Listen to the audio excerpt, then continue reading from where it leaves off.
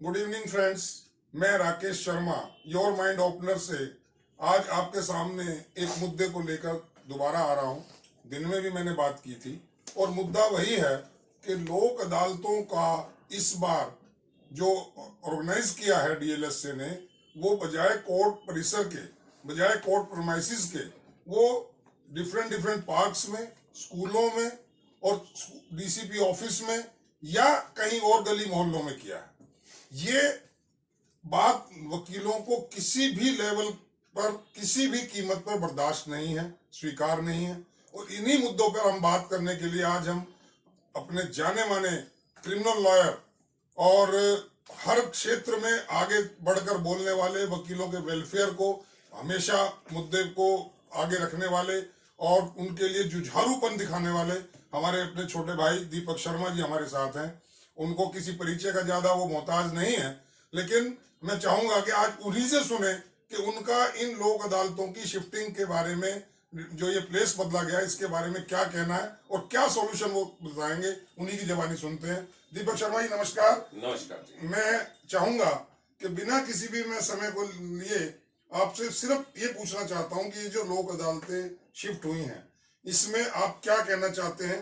क्या bar association को करना चाहिए, क्या बीसीडी को करना चाहिए, और क्या स्टेप उन्होंने उठाने चाहिए थे जो नहीं उठाए हैं, और क्या अब हो सकता है, क्योंकि दिन आज 10 तारीख हो चुकी है और 3 दिन बीच में है।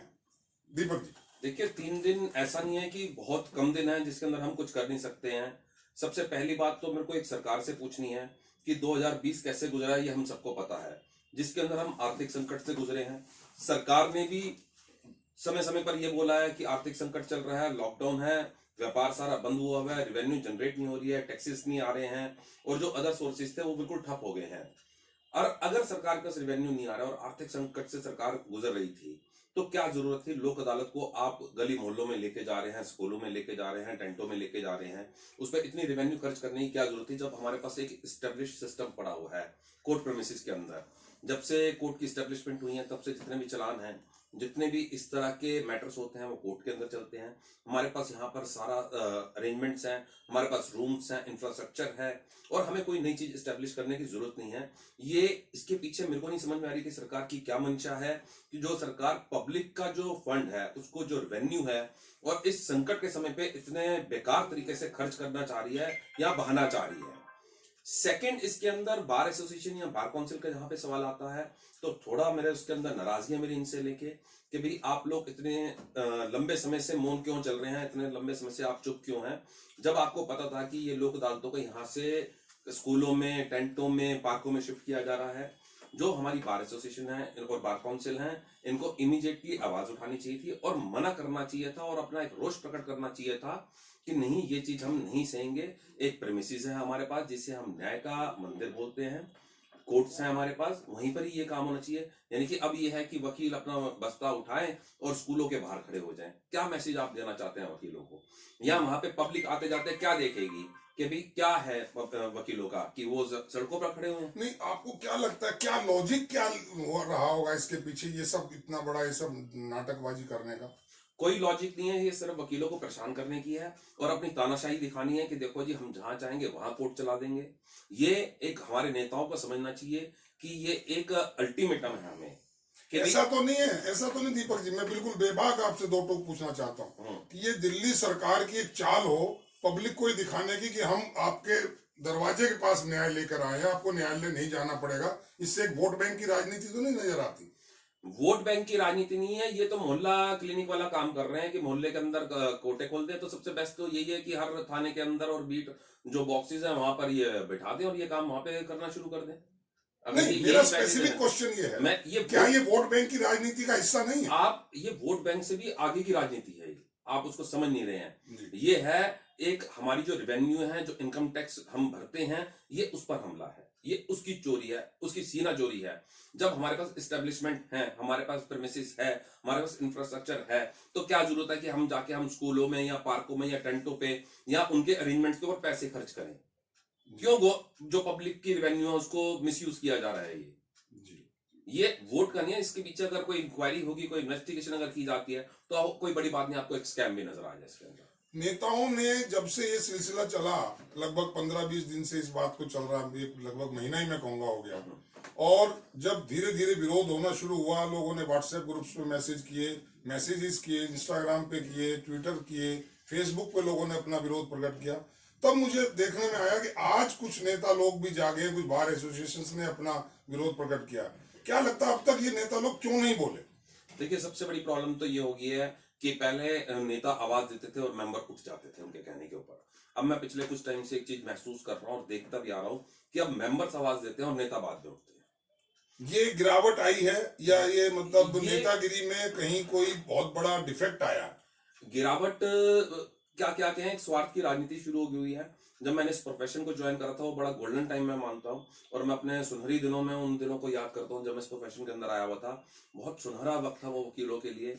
उस समय मैं देखता था कि जो नेता होते थे हमारे, उनके अंदर कोई लोभ लालच नहीं होता था, कोई उनको डरा नहीं सकता था, और वो बेबाकी से हाई कोर्ट हो, चाहे हमारे डिस्ट्रिक्ट जज साहब हो, चाहे गवर्नमेंट हो, अगर कहीं भी वो गलत देखते थे तो वो इमीडिएटली आवाज उठाते थे। मैंने वो वक्त देखा हुआ है जब टीवी के ऊपर नीचे एक हल्की सी लाइन लिखी आती थी कि हिंदुस्तान के फलाने शहर के अंदर वकील के ऊपर हमला हो गया, और हड़ताल दिल्ली में हो जाती थी उसको देख के।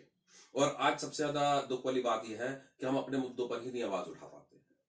कहीं ना कहीं इसमें गलती आम एडवोकेट की भी है, कहीं गलती है जिसको गलत आदमी को चुन के भेजा गया, ऐसा नहीं महसूस होता? या वकील अपने को ठगा सा महसूस नहीं करता कि मैंने जिन पे विश्वास किया था, जिनको बहुत अच्छा समझ के अपना लीडर बनाया था, आज वो हमारे ही वेलफेयर को देख करके और हमारे ही पीठ में छुरा घोंप रहे हैं, हमारी रोजी रोटी को खत्म करने में सहयोग दे रहे सरकार का? देखिए, कहीं ना हमारी भी, हम सब की गलती है और हम सब इस चीज के रिस्पॉन्सिबल हैं। पहले जब मैं इस प्रोफेशन के अंदर आया था, जो मैंने आपको अभी बताया भी कि वो गोल्डन पीरियड में मानता होता हूँ, उस समय क्या होता था कि मेंबर्स इकट्ठे होके एक वकील साहब के पास जाते थे कि हाथ जोड़ते थे, रिक्वेस्ट करते थे कि आप हमारा प्रधान बन जाओ, हमारा सेक्रेटरी बन जाओ। उनको रिक्वेस्ट करते थे कि भी आपका एक नाम है वकालत के अंदर, और वो कहते थे कि नहीं, मेरे पास समय नहीं है। आज नॉन प्रैक्टिसिंग लॉयर नेतागिरी में ज्यादा आए हैं, कुछ ऐसा लगता है, ये और ये भी एक गिरावट का रीजन हो सकता है। ये उसी का नतीजा है। जी जी, चलिए, वो आपने बहुत बेबाक अपनी बात रखी। एक और मुद्दा मैं दीपक जी आपसे उठाना चाहूंगा। बात बहुत दिन से चल रही है एडवोकेट प्रोटेक्शन एक्ट की। इस बारे में कई बार आवाज उठती है, फिर आवाज बंद हो जाती है, फिर वो मामला ठंडे बस्ते में चला जाता है। इसके बारे में आपका क्या कहना है? देखिए, एडवोकेट प्रोटेक्शन एक्ट को, जो मुद्दे को मैंने एनालाइज करा है अपने एक छोटे से कैरियर के अंदर, वो एनालाइज करके मैं इस निष्कर्ष पे पहुंचा हूं कि ये सिर्फ एक चुनावी मुद्दा है नेताओं के लिए। जब भी चुनाव आते हैं तो ये मुद्दा आता है, ये जीवित होता है, और चुनाव खत्म होते ही ये मुद्दा मर जाता है, और फिर वो अगले चुनाव के अंदर ये मुद्दा आता है। बहुत ही कम लोग हैं हमारे नेता जो इस मुद्दे को लेकर सीरियस हैं। लेकिन ये बहुत अहम मुद्दा है, इससे हर वकील की अस्मिता जुड़ी है, हर वकील का एक गौरव जुड़ा है। फिर इस मुद्दे पे क्यों मौन रह जाते हैं नेता? क्या रीजन हो सकता है? एक्चुअली प्रॉब्लम क्या है कि पहले जो हमारे नेता होते थे वो बार की सेवा करने के लिए आते थे। अब अनफॉर्चुनेटली जो मैं कुछ टाइम से देखता आ रहा हूँ कि बार को as a platform, as a सीढ़ी इस्तेमाल किया जा रहा है आगे एक्टिव राजनीति में जाने के लिए। क्षेत्रीय राजनीति कह लीजिए, आप सेंटर की राजनीति कह लीजिए। हर किसी को ये होता है कि मैं बार में किसी ओहदे पर आ जाऊंगा तो मेरे को किसी पॉलिटिकल पार्टी से टिकट मिल जाएगी और मैं इलेक्शन लड़के और मैं वहां चला जाऊंगा। और सबसे बड़ा दुर्भाग्य यह है कि बार की खिलाफत हमेशा केंद्र सरकार में या राज्य सरकार में बैठे हुए उन लोगों ने करी है जो खुद वकील रहे हैं और कभी ना कभी बार के नेता रहे हैं या बार की राजनीति में सक्रिय रहे हैं। दीपक जी, एक और मुद्दे की बात मैं आपसे करना चाहूंगा। इस कोविड-19 में बहुत कुछ सहा है वकीलों ने। सबसे ज्यादा मैं समझता हूं किसी भी प्रोफेशन को अगर चोट पहुंची है तो एडवोकेसी को पहुंची है। लेकिन इसको, चोट को बजाय मरहम लगाने के, जो हमारे सीनियर लीडर्स हैं या जो जुडिशरी में बैठे हुए कॉम्पिटेंट जो हमारे ऑफिसर्स हैं, वो आज भी इसको सीरियसनेस में नहीं ले रहे हैं, नहीं सीरियस हैं वो इस बारे में कि किस तरह, खास तौर से यंगस्टर्स जो यंग लॉयर्स हैं, उनको कैसे रोजी रोटी चले, कैसे वो सीख पाए, वो मैं समझता हूँ उस बारे में किसी का ध्यान नहीं जा रहा है। हमारे साथ हमारे एक यंग लॉयर है शिवम पराशर बैठे हैं। शिवम, आप कैसा महसूस कर रहे हैं ये वर्चुअल हियरिंग और फिजिकल हियरिंग का जो ये मसला चल रहा है, और वर्चुअल हियरिंग बंद होने का नाम नहीं ले रही है? आप क्या समझते हैं, इससे आपको क्या लग रहा है, क्या आपके साथ हो रहा है? सर, इससे एक तो सबसे बड़ा नुकसान यंग जनरेशन को ये हुआ है जो इस साल में पास आउट हुए हैं, उन लॉयर्स को सीखने का मौका नहीं मिल पाता है। वर्चुअल हियरिंग में ऑनलाइन घर से बैठे बैठे जज साहब अपना हियरिंग्स वगैरह अटेंड करते हैं, वकील जितने भी रहते हैं वो ऑनलाइन अटेंड करते हैं, बट जो जूनियर्स को, जो यंगस्टर्स होते हैं, जो फ्रेश लॉयर्स होते हैं, उन लोग को कोर्ट में जाकर के सीखने का मौका सबसे अच्छे से समझ में आता था, ताकि वो लॉ की नॉलेज भी होती है, उसके साथ साथ आपको प्रैक्टिकलिटी भी होती है कि किस तरीके से आपको अपने आप को पेश करना होता है कोर्ट के आगे।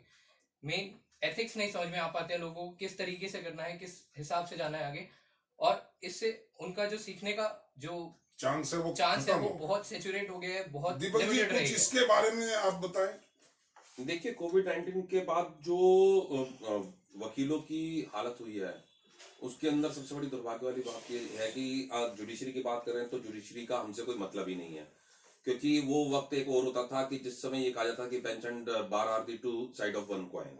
अब वो चीज नहीं रही है। हम पहले officer of the court as a consider किया जाता था, अब आप कोर्ट्स के अंदर जाके देख सकते हैं कि क्या बिहेवियर कई कोर्ट्स का रहता होता है, और हमारी तरफ से कोई, हमारी बात की तरफ से कोई रिटेलिएशन भी नहीं होता है उन चीजों को लेके, और उनको एक फिक्स इनकम मिलती है, सैलरी मिलती है, उनका इंफ्रास्ट्रक्चर है, हर चीज है, पियोन मिलता है, अर्दली मिलता है, हर चीज का उनको बेनिफिट है। लॉयर्स को कहीं से कहीं कोई बेनिफिट नहीं मिलता है, और ना ही कभी कोविड-19 के टाइम पे हम करा सेंटर या स्टेट गवर्नमेंट ने कि भी लॉयर्स को भी कुछ मॉनेटरी हेल्प की जाए। लास्ट के अंदर जब हालात देखे कुछ बिगड़ रहे हैं, तो मैं बीसीडी के अपने कुछ नेताओं का धन्यवाद करना चाहता हूं कि जिन्होंने अपने एंड पर फिर लॉयर्स को मॉनेटरी कुछ अमाउंट देने की कोशिश करी और दिया भी। हालांकि वो अमाउंट बहुत कम था, लेकिन हम देखते तो नंबर्स ऑफ एडवोकेट बहुत ज्यादा थे, उनके भी अपने रिसोर्सेज लिमिटेड हैं। तो उसके अंदर जो यंग लॉयर्स का था स्पेशली, बहुत मैंने उनको देखा प्रॉब्लम्स के अंदर रहे, और कुछ हमारे बार की तरफ से एफर्ट स्टार्ट हुए, डिफरेंट बार की तरफ से, वो बड़े लेट स्टार्ट हुए। तो हम उम्मीद करें कि ये वर्चुअल हियरिंग का जो सिस्टम है, ये जल्दी ही इसको ऊपर वाले लोग इसको बंद करके फिजिकल हियरिंग की तरफ ले जाएंगे, ताकि हमारे यंगस्टर्स इस तरह से हताश ना हो, निराश ना हो, और उनके अंदर एक जो असुरक्षा की भावना आ गई है कि हम तो, हमारा लाइफ ही स्पॉइल हो जाएगी, हम कुछ सीख नहीं पाएंगे। तो शायद आपको उम्मीद है कि कुछ ऐसा जल्दी में होने वाला है। देखिए, मेरी पर्सनल ओपिनियन ये है कि ये अब वर्चुअल हियरिंग शायद ही खत्म हो पाए, क्योंकि अगर गवर्नमेंट ने या हाई कोर्ट ने इतना पैसा इसके ऊपर लगा दिया है, तो उसको जीरो तो वो करेंगे। तो इसके लिए हमें जो हमारे सीनियर लीडर्स हैं बार के, उनको एक ब्लूप्रिंट तैयार करना चाहिए और उस पर होमवर्क करना चाहिए कि हम इसको कैसे एक पॉजिटिव साइड लेके जा सके, जिससे यंग एडवोकेट्स को कुछ हेल्प मिले और उनको कहीं ना कहीं ये जो जिस प्रॉब्लम्स को वो फेस कर रहे हैं उससे वो बाहर आ सके।